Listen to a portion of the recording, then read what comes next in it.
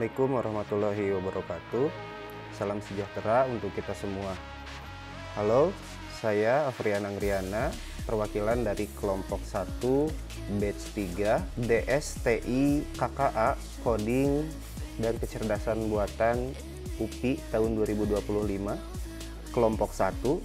Di sini saya bersama rekan-rekan saya, ada Ibu Nur Halimah, ada Pak Wawan Setiawan, ada Pak Yance, ada Pak Yohanes Krisdiantoro, dan ada Pak Yudi Kurnia. Pada video ini saya akan membagikan sebuah proses pengelolaan data dan penyusunan instruksi berbasis berpikir komputasional yang saya pelajari melalui modul 2, khususnya dalam kegiatan-kegiatan dari aktivitas 1 hingga aktivitas 5. Nah, dalam kegiatan ini saya tidak hanya belajar mengolah data dengan pendekatan yang logis dan sistematis, tetapi juga bagaimana menyajikan agar data lebih mudah dipahami dan bisa digunakan dalam pengambilan keputusan.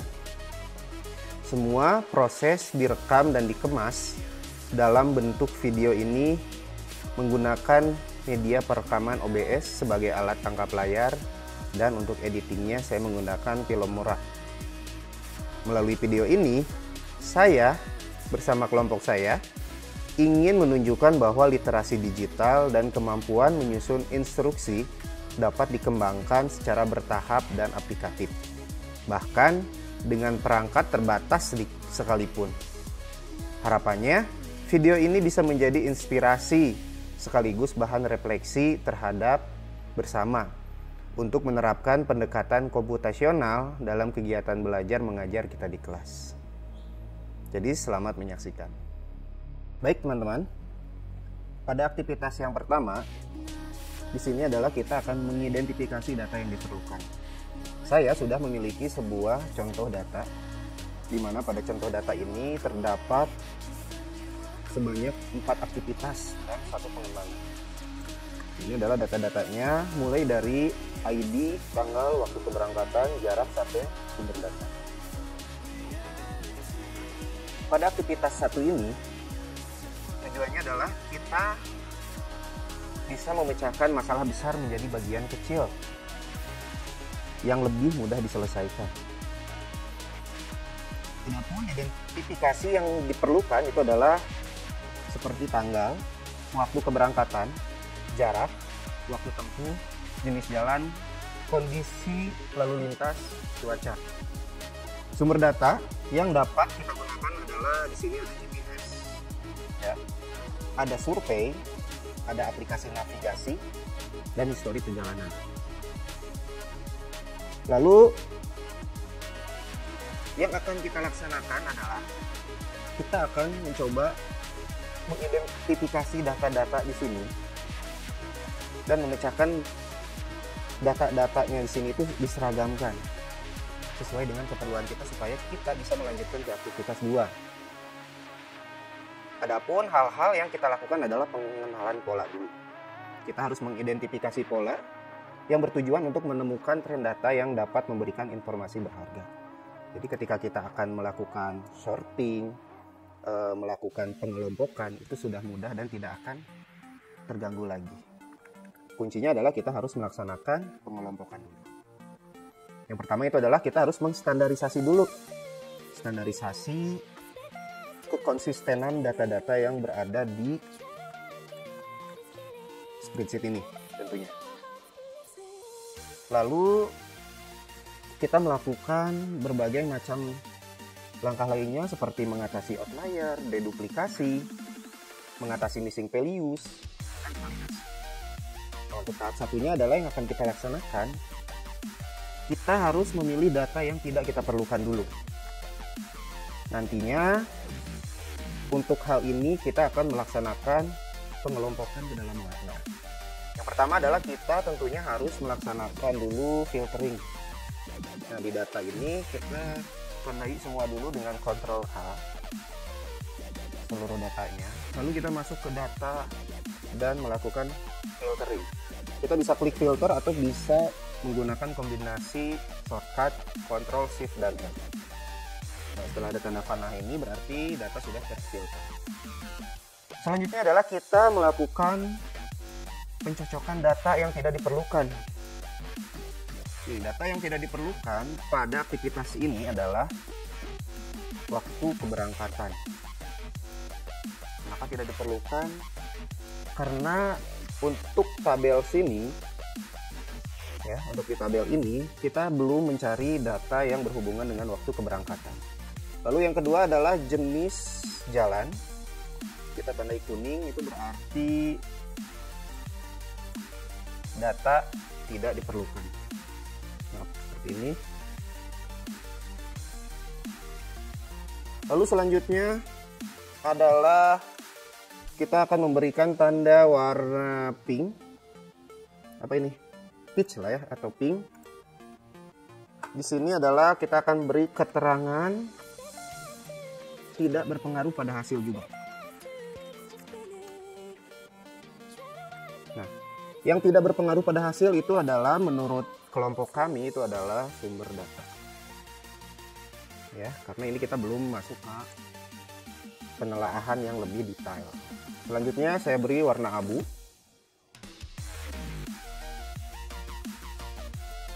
Maaf, ini terlewat. Untuk tanggal dan ID juga merupakan keterangan yang tidak kita perlukan karena tidak berpengaruh pada hasil.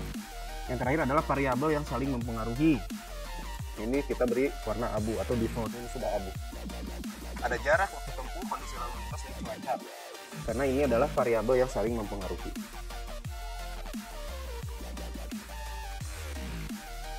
Intinya adalah kita harus menyeleksi data, di mana data tersebut memang data yang benar-benar mempengaruhi satu sama lain. Misalkan jarak ke waktu tempuh, ini otomatis berpengaruh. Karena semakin jauh jaraknya, itu semakin lama, semakin dekat jaraknya itu semakin singkat waktu tempuhnya. Logikanya seperti itu ya. Kondisi lalu lintas sangat berpengaruh juga. Kalau misalkan jarak tempuhnya lama, kondisi lalu lintasnya tinggi, otomatis waktu tempuhnya juga akan semakin lama. Cuaca juga berpengaruh. Karena kalau cerah otomatis akan lancar, bisa jadi ya. Kalau hujan ringan ya mungkin akan sedikit tersendat. Kalau hujan deras itu apalagi biasanya macet. Ini saling mempengaruhi antara jarak, waktu tempuh, kondisi lalu lintas, dan cuaca. Ya. Ini adalah aktivitas satu yang kita lakukan pengelolaannya, di mana kita mengidentifikasi data mana saja yang memang diperlukan atau tidak diperlukan, lalu data mana yang tidak mempengaruhi pada hasil, dan data mana yang variabelnya saling mempengaruhi. Untuk aktivitas 2, pada aktivitas 2 ini adalah tentang pembersihan dan validasi data.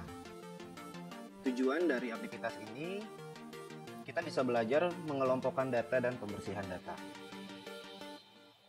Adapun step by stepnya, kita harus memeriksa kelengkapan data dengan mengidentifikasi data yang hilang.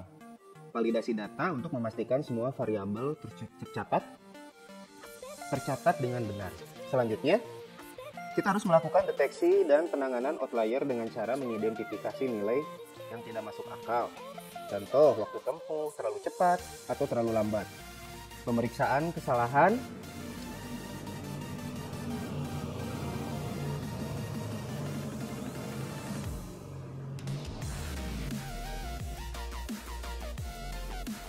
Pemeriksaan kesalahan, pencatatan jarak, dan lain-lain. Dan di tahap akhir, menyamakan satuan pengukuran, di mana kita perlu mengkonversi semua jarak ke satuan yang sama. Misalnya dalam satuan kilometer. Menyeragamkan format waktu, misalnya dalam satuan menit. Dan menyeragamkan satuan kecepatan, misalnya dalam satuan kilometer per jam. Dengan memberikan label kecepatan valid atau tidak, serta mengevaluasi apakah outlier tersebut merupakan anomali nyata atau hanya kesalahan. Nah, di sini sudah ada data, kita akan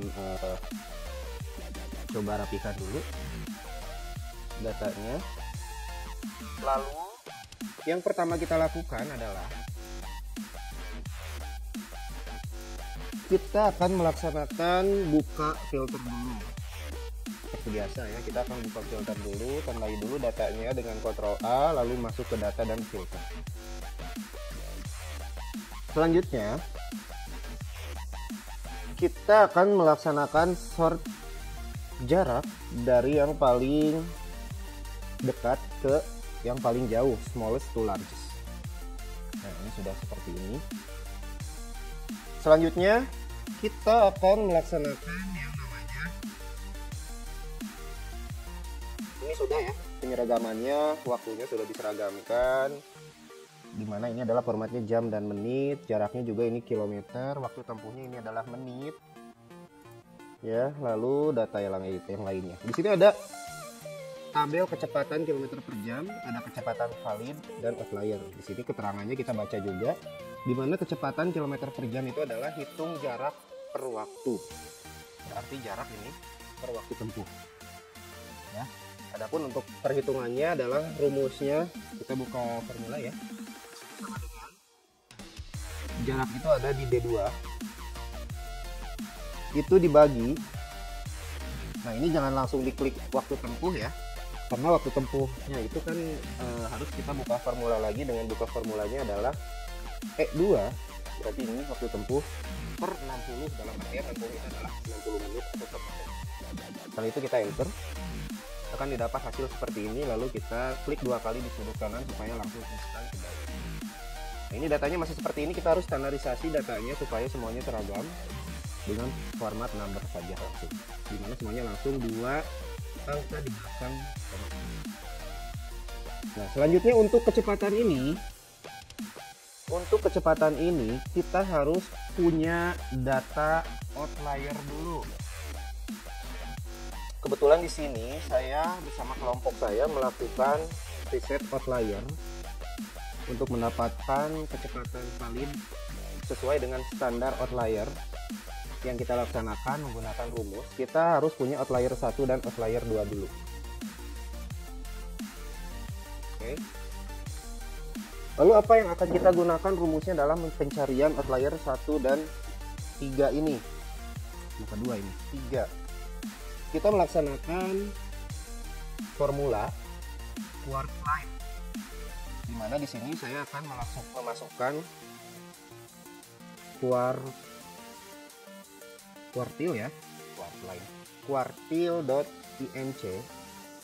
Data yang akan kita hitung adalah J2 sampai J31, yaitu ini data yang barusan kita hitung, J2 sampai J31.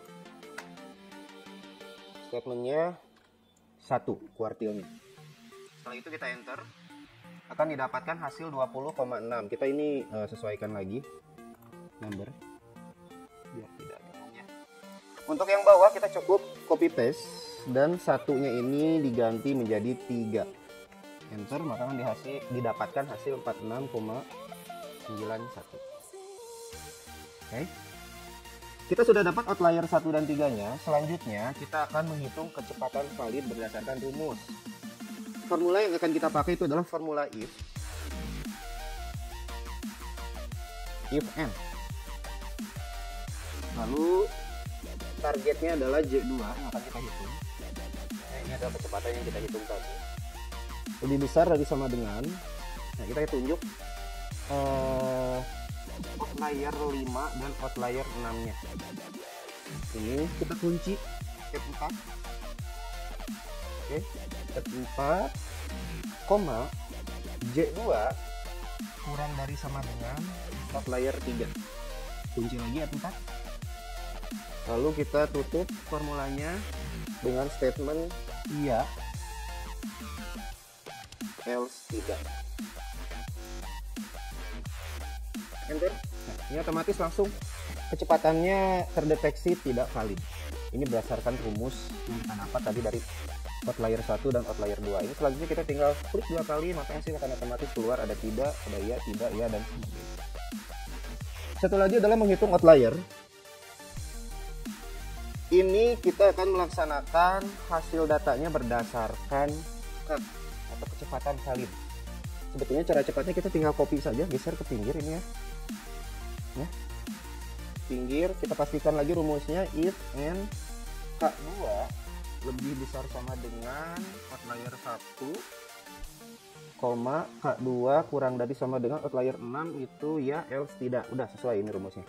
Kita tinggal enter dan kita tinggal klik 2 kali. Tidak ada outlier yang ditemukan. Jadi sebetulnya semuanya itu tidak termasuk anomali ya, semuanya datanya sebetulnya valid, hanya ada di kecepatan gitu. Nah itu mungkin yang bisa kami suguhkan di aktivitas 2. Oke teman-teman, berikutnya adalah pada aktivitas 3. Di sini kita sudah ada di sheet aktivitas 3. Kita selanjutnya adalah mengklasifikasi dan pengelompokan. Tujuannya adalah kita bisa belajar mengklasifikasi dan mengelompokkan data berdasarkan beberapa kategori. Untuk langkah-langkahnya, jadi ini ada berbagai langkah ya, dalam langkah termasuk kelompokkan data berdasarkan rentang jarak, berikan label pendek untuk jarak kurang dari 10 km, menengah untuk jarak 10 sampai 30 km, jauh lebih dari 30 km. Kita akan laksanakan dulu yang langkah pertama ini. Kita simpan kursor kita ada di kategori jarak. Tadi ada jarak dekat, jauh, dan menengah. Oke. Untuk jarak dekat, jauh, dan menengah ini kita akan menggunakan rumus if. Oke, di sini sama dengan if B2, ini jarak atau kilometer, jika kurang dari 10 maka pendek. Pendek. If n B2 lebih dari sama dengan 30 maka menengah. Else lebih dari itu adalah jauh. Kurang tetap 2 kali lalu enter. Nah ini udah ada kategorinya. Jadi 15,3 itu kategorinya adalah jauh. Sebentar, ini sepertinya ada rumus yang kurang tepat ya teman-teman ya. Harusnya 15 itu adalah menengah. Oh ini salah. Harusnya ini kurang dari sama dengan 30 adalah menengah dan sisanya adalah jauh. Nah, betul. Ini rumusnya sudah betul, kita tinggal klik 2 kali. Oke, kita pastikan di bawah 10 ini 7,5 pendek ya. Untuk 40 sudah jauh, ini sudah betul. 12 sudah menengah, ini pendek. 35 jauh, 18 menengah. Sip. Nyatanya sudah betul. Jangan lupa untuk di filter dulu ya teman-teman ya, supaya kita bisa melakukan sort secara cepat. Nah, apapun ininya boleh di sort apakah dari yang terdekat ke jauh atau terjauh ke dekat. Seperti ini boleh. Di sort dulu. Oke, nomor 1 udah nih. Selanjutnya nomor 2, kelompokkan data berdasarkan waktu perjalanan. Berikan label pagi, siang, sore, dan malam. Oke, simpan di sini. Kita akan menggunakan rumus if kembali. Rumusnya dimana adalah if hour, jam ya, hour kurang dari 6 adalah malam. If statement berikutnya hour, hournya kurang, hour D2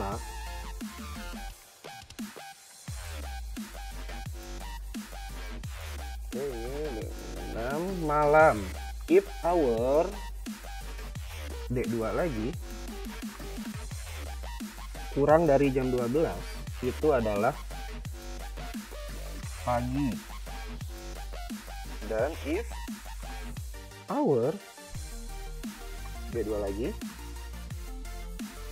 kurang dari jam 19 maka itu adalah sore.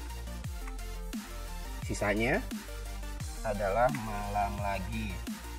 Tutup 3 kali. Oke, kita enter. Kita pastikan lagi datanya apakah sudah sesuai. 6.30 adalah pagi, yap betul. 11.15 pagi, 15.00 adalah sore. Kita coba sort dulu biar tidak bingung. 20 malam, 19 malam, ini sudah cocok ya teman-teman, sudah cocok datanya. Ini sudah sore. Step 2 beres. Step 3, kelompokkan data berdasarkan dari hari dalam seminggu. Berikan label hari kerja, hari libur. Sebetulnya ini bisa manual, tapi karena kita ingin tersistemasi, kita gunakan rumus if lagi. Sama dengan if. Ini kita pakainya if or ya, karena ini kalau antara dua kemungkinan. Kalau nggak ini kerja, kalau hari Sabtu Minggu berarti libur gitu. Kita tunjuk F2 nya sama dengan 1, maka koma F2 sama dengan minggu, maka hari libur.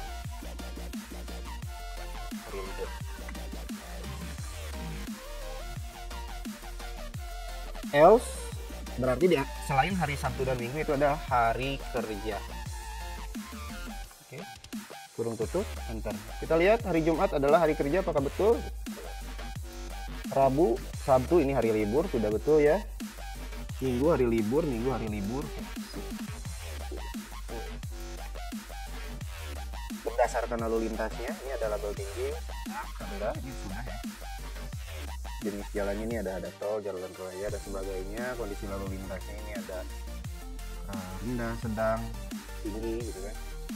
Yang akan kita hitung adalah waktu ideal selanjutnya. Sini kalau di aktivitas ini membuat variabel turunan yang akan memperkaya analisis.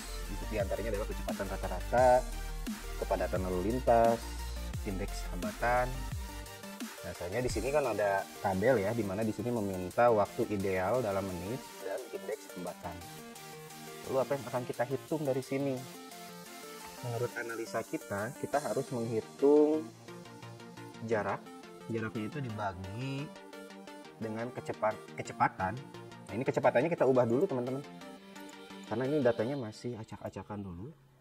Masih acak-acakan. Kita akan ambil, kalau tidak salah di aktivitas 2 itu sudah ada yang namanya kecepatan. Oke, berapa tuh?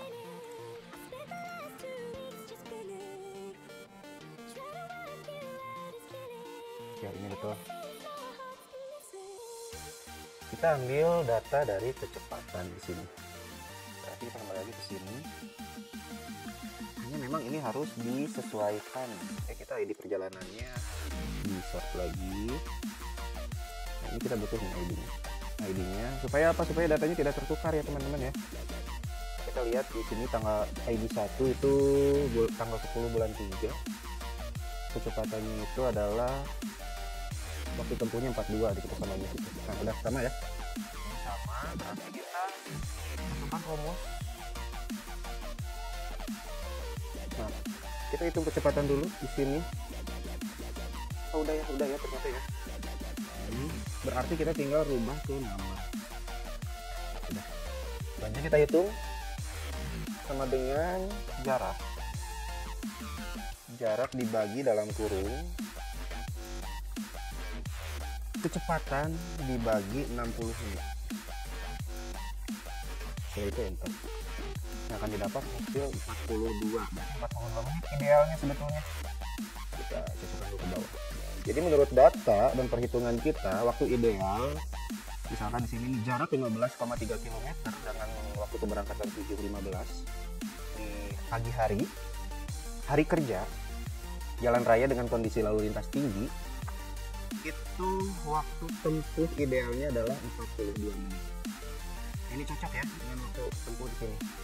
Kita lihat lagi apakah di sini apakah ada data yang tidak cocok. Cocok ya. Udah cocok untuk waktunya, memang ini waktu ideal, berarti memang sesuai dengan tadi yang kita hitung bahwa memang si datanya itu tidak ada outlier dan ini adalah waktunya itu semuanya ideal atau tidak ada anomali sudah ini. Berikutnya adalah kita menghitung indeks hambatan. Kita akan menghitung menggunakan formula ini ya. Waktu ideal dikurang kecepatan, waktu ideal dikurang waktu tempuh dibagi kecepatan. Ini adalah hambatannya.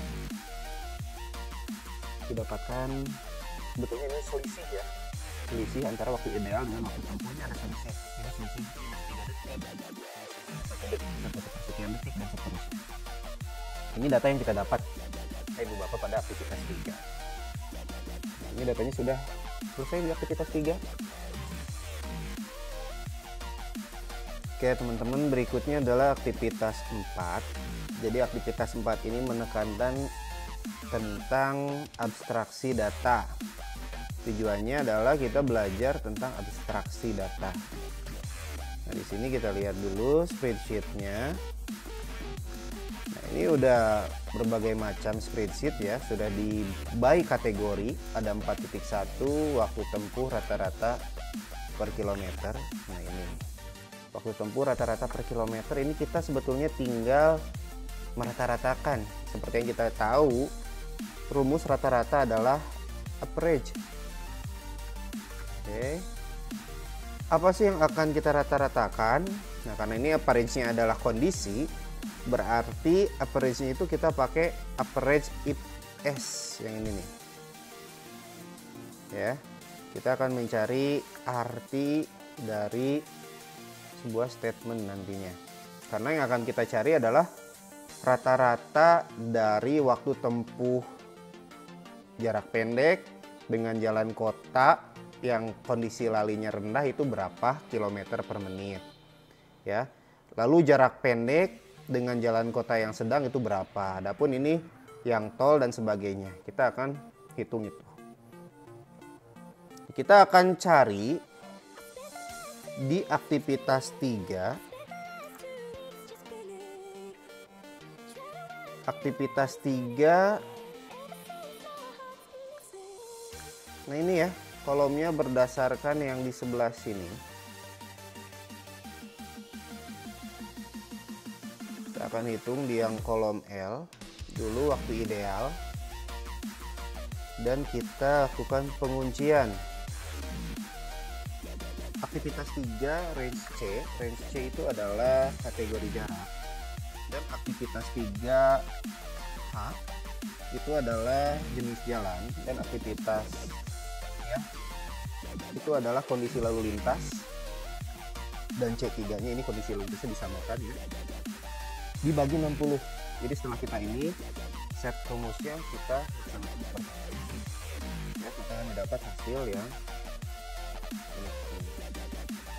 Selanjutnya adalah kita akan menghitung yang namanya deviasi standar waktu tempuh. Di sini ada data kategori jarak, jenis jalan, dan deviasi standar. Nah, untuk ini kita hanya tinggal menghitung rata-rata, berarti average, dari mulai D3 sampai D6. Ini D3 sampai D6 ini ya. D3 sampai D6 yang pendek, lihat. Kategori jarak yang pendek. Karena di sini kategori jarak pendek di jalan kota itu berapa sih deviasinya? Kita tinggal lihat. Dapat hasilnya seperti itu. Lalu deviasi di jarak menengah sama dengan average. Kita cari jarak menengah di jalan kota itu ada berapa. Menengah jalan kota ada 1 ya, seperti ini. Tinggal klik. Oke, udah ada hasilnya. Menengah jalan raya, menengah jalan raya itu ada 3, berarti dari sini sampai sini. Enter. Menengah jalan tol, oke, kita blok lagi. Menengah jalan tol itu ada di data ke-11 sampai sini. Ini karena ada data div ya. Ini kita abaikan dulu teman-teman. Ini sangat tinggi ya, jadi ini coba yang itu. Oke. Lalu untuk jarak jauh, jarak jauh itu ada 3, mulai dari 14 sampai 16. Nah, ini didapatkan hasil seperti ini. Jangan lupa ini untuk dirapikan datanya.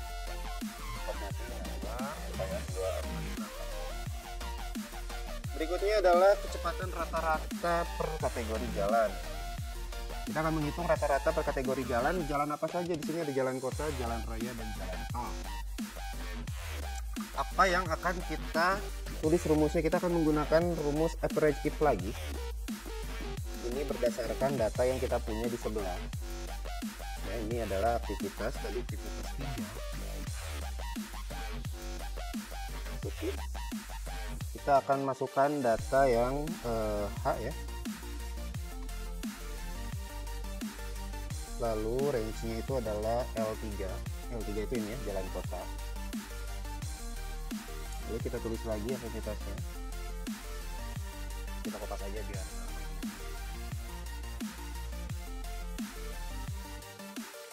ini adalah kita ambil data di aktivitas 3. Lalu untuk pengambilan datanya adalah pada kolom K pada aktivitas 3. Ini kurung tutup. Maaf, sepertinya ada error. Average if, oh ini kita if ya, jangan ifs. Nah, ini datanya didapat di angka 18. Klik 2 kali. Lalu kita seperti biasa rapikan lagi dengan formatting number. Jadi kecepatan rata-rata kilometer per jam di jalan kota itu 18,79 km per jam, di jalan raya 26,93 per jam, dan jalan tol 53,30. Adapun untuk menghitung indeks hambatan rata-rata per kondisi lalu lintas, kita akan menggunakan rumus average if lagi. Nah, ini ya, average if lagi. Kita kopas aja kan ini biar nggak terlalu repot. Adapun datanya yang dari aktivitas 3 kita ambil kolom I dan M. I dan M itu adalah kondisi lalu lintas dan indeks hambatan. Ya, berarti ini sinkron ya. Kondisi lalu lintas dan indeks hambatan.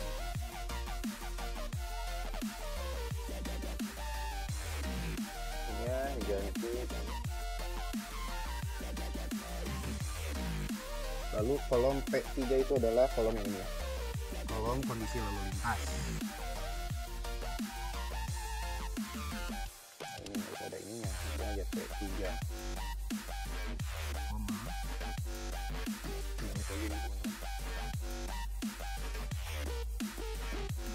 dan hambatan.